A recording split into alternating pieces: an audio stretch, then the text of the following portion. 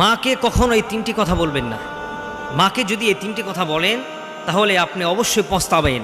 মা হচ্ছে এমন একটি শব্দ, মাকে যদি আপনি দিল থেকে মা বলে ডাকতে পারেন, আপনার দিলটা আল্লাহ তাআলা ভরে দেয়, মনে প্রশান্তি আল্লাহ তাআলা দিয়ে দেয়। সুবহানাল্লাহ। মাকে কখনো এই কথা বলবেন না। মা যখন আপনাকে কোনো কথা বলে, মা যখন আপনাকে কোনো উপদেশ দেয়, আপনি মাকে কখনো বলবেন না তুমি তো কিছুই জানো না। মা কিছুই জানে না।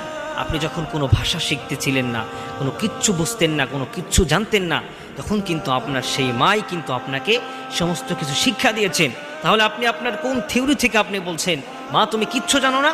এই কথা মাকে কখনো বলবেন না। নাম্বার 2, মা যদি কখনো আপনার কাছে কোনো কিছু বলে, কোনো কিছু আপনার কাছে কোনো কিছু দিচ্ছে, তখন আপনি সেই মাকে বলবেন না মা তুমি আমার জন্য কি করেছো? আমার জন্য তুমি কিছুই করো নাই। আপনার জন্য আপনার মা কত না কষ্ট করেছে।